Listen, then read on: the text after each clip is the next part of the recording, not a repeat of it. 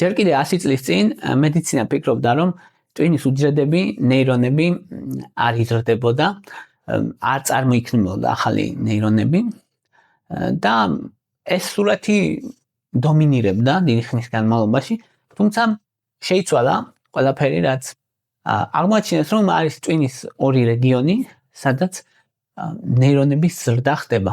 ახალი ნეირონები წარმოიქმნება, ახალი ტვინის უჯრედები წარმოიქმნება. ეს ორი რეგიონი არის ჰიპოკამპი და ყნოსვის ბოლქვი. ახლა რა შეიძლება საქმე? ძალიან საინტერესო მოვლენა ეს ორი რაღაცა და ძალიან ბევრ კითხვას გაეცემა პასუხი, რომელიც ყოველ ადამიანს აწუხებს რეალურად. ეს ჰიპოკამპი პასუხისმგებელია მეხსიერებაზე და ემოციებზე და ამიტომა რომ არიან ადამიანები ჩვენ გარშემო, ვინც სწავლობენ ადვილად, იმახსოვრებენ ადვილად და არიან მეორე ადამიანები, რომლებსაც ავიწყდებათ ყველაფერი ადვილად. ამ ორ ადამიანებს შორის ხშირად განსხვავება არის, რომ აი იმ ადამიანებში, ვინც კარგად სწავლობენ და ადვილად იმახსოვრებენ და კაი მეხსიერება აქვს, მიმდინარეობს ტვინის უჯრედების ზრდა. მეორეს მხრივ არიან ადამიანები, რომელსაც ცხოვრების განმავლობაში გადახდებათ მძიმე ეპიზოდები, ყველას მათ შორის. და ზოგი ადამიანი აღდგება ამ რთული სიტუაციიდან რამდენიმე კვირაში, ზოგი ადამიანს დეპრესია უგრძელდება 12 თვე. დადასტურებულია კვლევებით, რომ ის ადამიანები, ვინც მალე აღდგებიან და უკეთესად გამოდიან ამ ტრავმიდან, მათი ტვინი ფუნქციონირებს კარგად. მათი ნეირონები წარმოიქმნება უკეთესად. და ის ადამიანები, რომლებიც ჩარჩებიან ამ დეპრესიაში და დიდხანს დეპრესია, უღრმავდებათ მათი ნეიროგენეზი, ანუ ამ ნეირონების, ანუ ტვინის უჯრედების წარმოქმნა არის ბლოკირებული. ძალიან მნიშვნელოვანია ეს, იმიტომ რომ ეს რეალურად გაძლევს გასაღებს, როგორ უმკურნალოთ დეპრესიას. ჩვენ რაში გვჭირდება ახალი ნეირონების წარმოქმნა? გვჭირდება იმისთვის, რომ ახალი ინფორმაცია ვისწავლოთ, ადაპტაცია განიცადოთ, ან კაი ადაპტაციის უნარისთვის, ავდგეთ ემოციური ტრავმისგან და შევანელოთ ტვინის დაბერება. ამ ტვინის უჯრედების ზრდის პროცესს ეძახიან ნეიროგენეზს. ტვინის უჯრედებს შორის კავშირების გაძლიერებას ეძახიან ნეიროპლასტიურობას და ნეიროგენეზის გარეშე ადამიანს ემართება დეპრესია, შფოთვები, მეხსიერების დაქვეითება და კოგნიტიური შესაძლებლობების, ან ტვინის შესაძლებლობების გაუარესება დროთა განმავლობაში. ახლა ჭკვიანი ადამიანი იკითხავს, რომ აი, გასაგებია ეს ჰიპოკამპი და ემოციების ცენტრი და მეხსიერების ცენტრს რატო ჭირდება უჯრედების განახლება, ტვინის უჯრედების განახლება. მაგრამ რატომ ჭირდება ყნოსვის ცენტრს უჯრედების განახლება? რატო ხდება ყნოსვის ცენტრში ნეიროგენეზი? იმიტომ რომ ყნოსვა არის ის გრძნობა, ერთადერთი გრძნობა, რომელიც პირდაპირ დაკავშირებულია ემოციების ცენტრზე ისე, რომ გამოტოვებს ლოგიკას. ანუ რაღაცას რო დაინახავ, ჯერ უნდა გადაამუშაო და მერე გაიაზრო და მიიღო ეს ინფორმაცია და ყნოსვის ცენტრიდან პირდაპირ ემოციების ცენტრში მიდის ინფორმაცია. და ამიტომ არის, რომ ერთ სუნს რაღაცას შეიძლება შენში გამოიწვიოს კომფორტი, სიყვარული, სურვილი, ნდობა, ნდომა, უსაფრთხოება, ნოსტალგია, შიში, ან ზიზღი. ამდენად მნიშვნელოვანია ყნოსვა ადამიანისთვის. და მუდმივად ჭირდება ყნოსვის ცენტრსაც განახლება, ამ უჯრედებს განახლება, რატო? იმიტომ რომ მაგალითად წარსულში თუ გადახდა ადამიანს ტრავმა, იმ წარსულისგან უნდა აღდგეს. იმ სუნისგან, იმ შეზიზღებული სუნისგან, პოსტტრავმული სტრესული აშლილობების აქ იმ ადამიანებს შეიძლება ეს კონკრეტული სუნი იმ საშინელებას ახსენებდეს ადამიანს და იმისგან უნდა აღდგეს. ეს უნდა შეიცვალოს.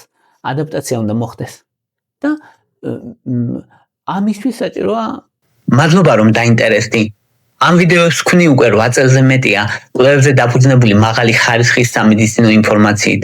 არხზე დღეს 1700-ზე მეტი ვიდეოა. თუ აქ მიღებული ცოდნა გეხმარება და გაქვთ საშუალება, მხარი დაუჭირე არხს დონაციით. შენი მხარდაჭერით მეტ ადამიანს დაეხმარები იცხოვროს უკეთესი ჯანმრთელობით.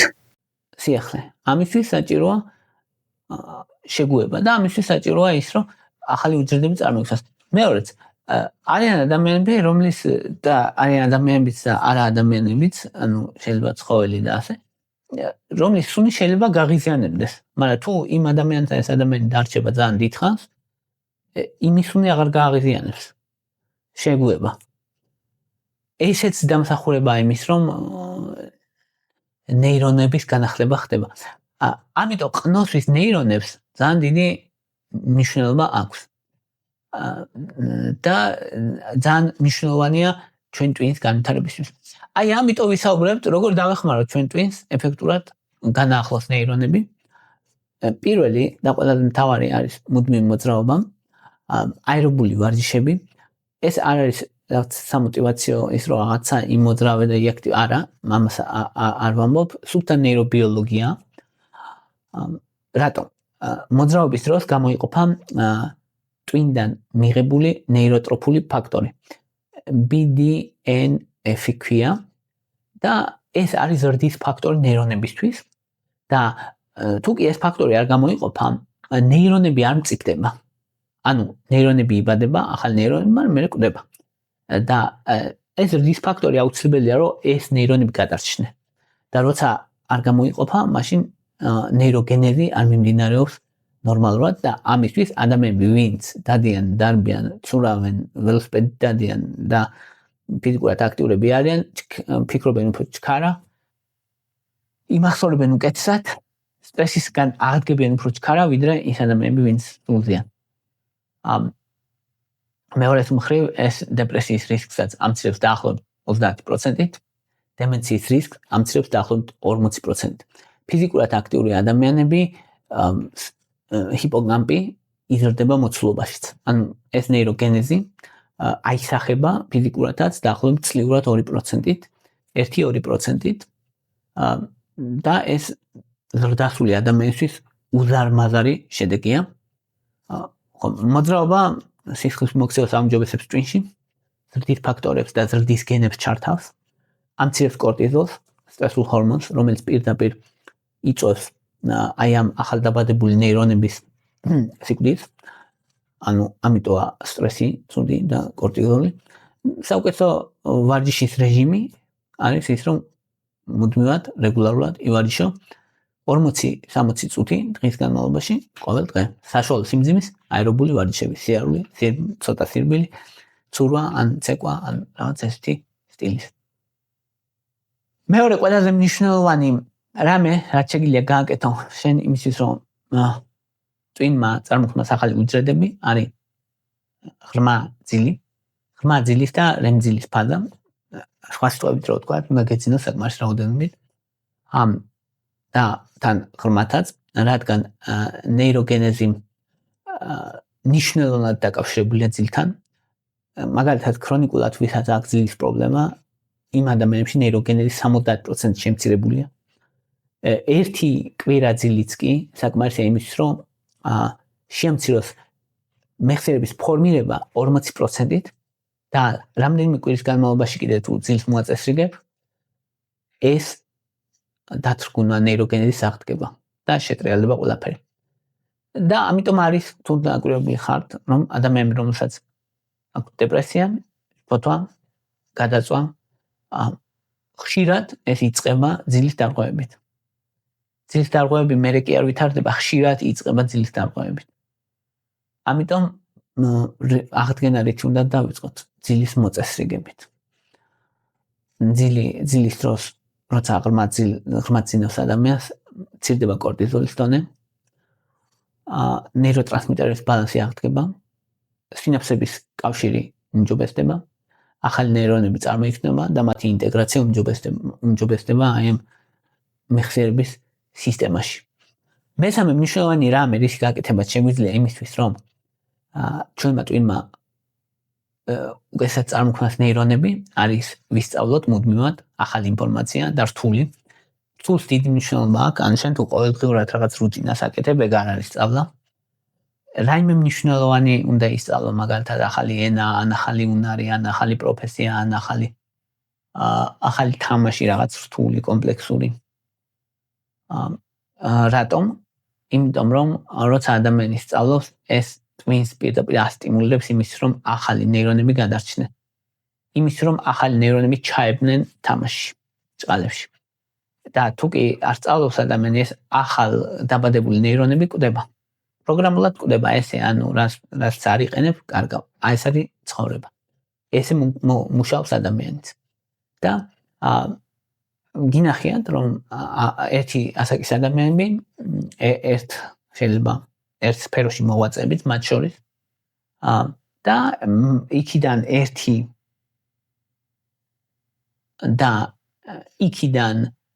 ერთი არის მუდმივად მენტალურად უფრო ჩქარი, ჭკვიანი და ესე, მეორე არის რუტინას მიუყვება და ვერ შეადარებ მათ შესაძლებლობებს.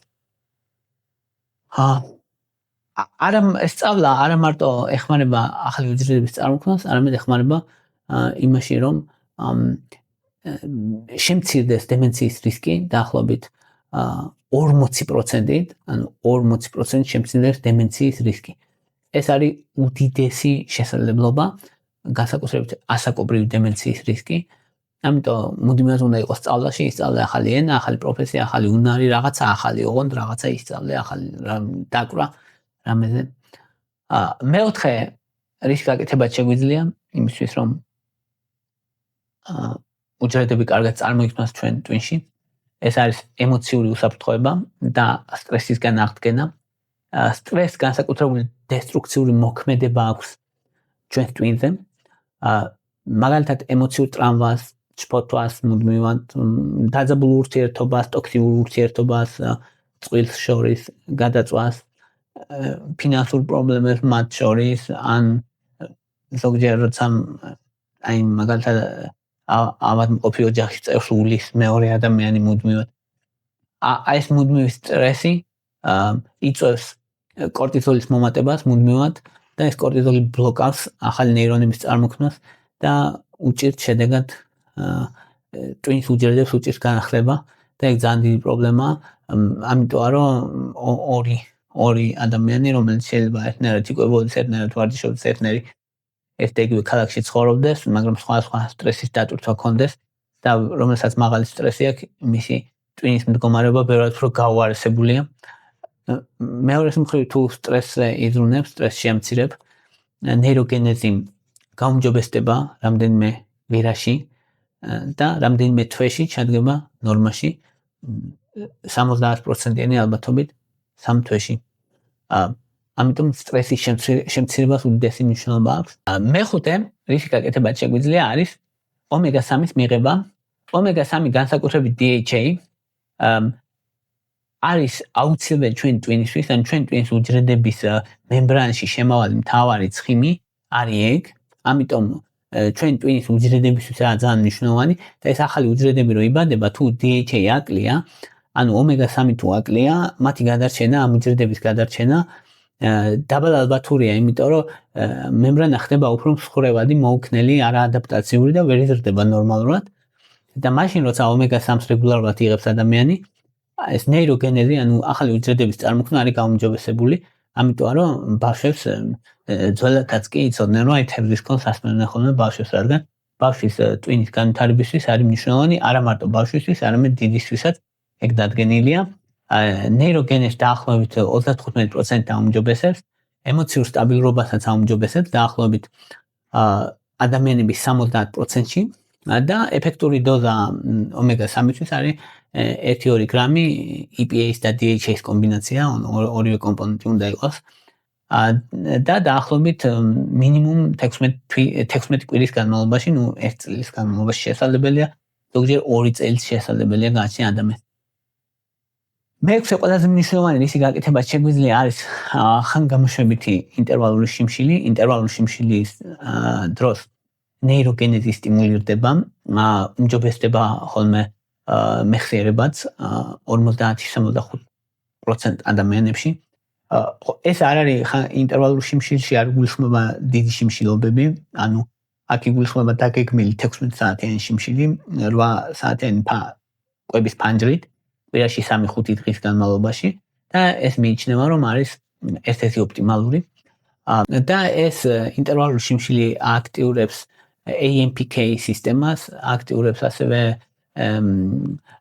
BDNF ამ ნეირონების ზრდისთვის, რაც არის აუცილებელი მოლეკულებს და ტვინი გადადის რეგენერაციის ფორმაში, რეჟიმში, ამიტომ არის რომ და თუ ადამიანი ჭამს მუდმივად და ბევრს კიდე თან ინსულინ რეზისტენტობაც უმჯობესდება და თუ ადამიანი ბევრს ჭამს კიდე პირიქით იბლოკება ეს სისტემები, ამიტომ ტვინის მუშაობისთვის მნიშვნელოვანია რეალურად რომ ხანგამოშვებითი შიმშილის ეპიზოდები გააკეთოს ადამიანმა 16 საათიანი მაინც, კვირაში 5 დღე მაინც. მეშვიდე მნიშვნელოვანი ფაქტორი არის დღის სინათლე და მზის სინათლე დილით. აქ არ არის დ-ვიტამინზე მხოლოდ, ან დ-ვიტამინის მიღება ისაც შეიძლება, თუმცა მზის სინათლე როცა გადის ადამიანი რეგულირდება სეროტონინი, მელატონინის ციკლი, რაც ძალიან მნიშვნელოვანია ჩვენი ორგანიზმისთვის, სეროტონინის გამომუშავებისთვის და ამიტომ არის რომ დილით თუ გახვალ 15 წუთით დილით ოღონდ ადრესა ძალიან მაღალი ულტრაისფერი გამოსხივება ამ მზეზე, ან დღის სინათლეზე, ორგანიზმისთვის და ტვინისთვის ეს საკმაოდ მნიშვნელოვანია, ნეიროგენეზი სტიმულირდება, დეპრესიის რისკი მცირდება. 11 საათამდე, დილით 11 საათამდე უნდა მოხდეს, 20 წუთამდე და კვირაში 5 დღე მაინც სასურველია. თუმცა აქ რა თქმა უნდა, მზეს აქვს თავისი რისკები, ეს ურისკო არ არის მზეზე ყოფნა, მაგრამ ანუ დღეში 20 წუთი ისიც დილის მზე ამ ხრივ საშიში არ არის. მერვე ყველაზე მნიშვნელოვანი რისკი გაკეთება შეგვიძლია არის სიცივის მიღება დრო და დრო კონტროლირებული დოზებით, მაგალითად ცივი შხაპი, 10-15 გრადუსი ტემპერატურის შხაპი 30-90 წამის განმავლობაში, 3-5 ჯერ კვირაში. ეს სტრესი, ეს მცირე სტრესია, მცირე კონტროლირებული სტრესი ორგანიზმის გამძლეობას აძლიერებს, ასევე ნორადრენალინი გამოიყოფა ამ დროს და სისხლის მიდინება უმჯობესდება, ასევე BDNF ეს ფაქტორი გამოიყოფა, რაც ნეირონების ზრდისთვის აუცილებელია. რა თქმა უნდა, სიცივეზე არ უნდა დაემართოს ადამიანს გადაციება, ძალიან დიდხანს არ უნდა იყოს, არც ძალიან ცოტა ხანს და ასეთ შემთხვევაში სიცივის ეს სტიმულაცია ეხმარება ორგანიზმს. მეცხრე რისი გაკეთებაც შესაძლებელია, ეს არის ანტიდეპრესანტები, თუ ადამიანს დეპრესია აქვს. ანტიდეპრესანტები ეხმარება იმის, რომ აი ეს შეჩერებული და დაბლოკილი ციკლი ნეირონების ზრდის, რომელიც გაჩერებულია, ეგ აღდგეს. ამიტომ არის ხოლმე რომ ანტიდეპრესანტების მოქმედება სჭირდება დრო. ანტიდეპრესანტები აღადგენენ ნეიროგენეზს და ეს ნეიროგენეზს სჭირდება კვირები. და ამიტომ არის რომ ანტიდეპრესანტების მოქმედება არ არის რომ დღეს დავლინე და ხვალ უკეთესად ვარ, ესე არა. კვირებია იმისთვის საჭირო რომ ადამიანმა თავი იგრძნოს უკეთესად და 70%-იანი წარმატებით აღდგება ნეიროგენეზი, როცა ადამიანი იწყებს ანტიდეპრესანტების, მას განსაკუთრებით საუბარია სეროტონის უკუნტაციის ინჰიბიტორებზე, როგორც არის სერტელაინი, ფლუქსეტინი და ასე. შესაბამისად, ოღონდ მათი მიღების ხანგრძლივობა უნდა იყოს მინიმუმ 6-8 კვირა მაინც, იმიტომ რომ ეფექტი კონდეს ტვინზე, სხვა შემთხვევაში უბრალოდ არ ექნება ეფექტი და ეგ იქნება თავის მოტყუება. და მეათე ყველაზე მნიშვნელოვანი რის გაკეთებაც შესაძლებელია, ეს არის სოციალური კავშირები და სოციალური ურთიერთობა. ადამიანებს გონია ზოგს რომ მარტოობა არ არის პრობლემა, ტვინისთვის არის პრობლემა სინამდვილეში, ადამიანი არ არის შექმნილი იმისთვის რომ იყოს მარტო. არც იმისთვის რომ ძალიან ბევრ ხალხთან კონდეს მუდმივი ურთიერთობა, არამედ იმისთვის რომ ხარისხიანი ურთიერთობები კონდეს. ხარისხიანი ურთიერთობები ნიშნავს რომ შენ პარტნიორთან, შენ ოჯახის წევრებთან, რამდენიმე ადამიანთან ან ერთთან ან უფრო რამდენიმესთან სიახლოვე და ეს ნეიროგენეზს დაახლოებით 30-40%-ით აუმჯობესებს და მათ შორის ადამიანები რომ ძალიან თქვათ მარტოსულები და თუ დაძლევენ ამ მარტოსულობას და ეყოლებათ ადამიანი, ხარისხიანი ურთიერთობა ექნებათ, არა ზედაპირული, არამედ ხარისხიანი, ანუ საუბარია სოციალურ ისეთ კავშირებზე სიახლოვეზე, როცა როგორც პარტნიორი რო ყავს ადამიანი, ვინც გიყვარს და ასე, ოქსიტოცინი იზრდება, დოფამინი სტაბილურდება, კორტიზოლი მცირდება და ტვინის უჯრედების ზრდა ძლიერდება ამ დროს. შესაბამისად, აი ეს ყოველდღიური აზრიანი ინტერაქცია ადამიანთან, ერთ ადამიანთან მაინც აუმჯობესებს ტვინის ზრდას. აი ეს იყო რის თქმაც მინდოდა, რეალურად ჩვენი ტვინისთვის ბევრი ამის გაკეთება შეგვიძლია. ამიტომ რის გაკეთება შეგვიძლია უნდა გავაკეთოთ. მადლობა რომ მისმენდით, მადლობა რომ გაინტერესებთ.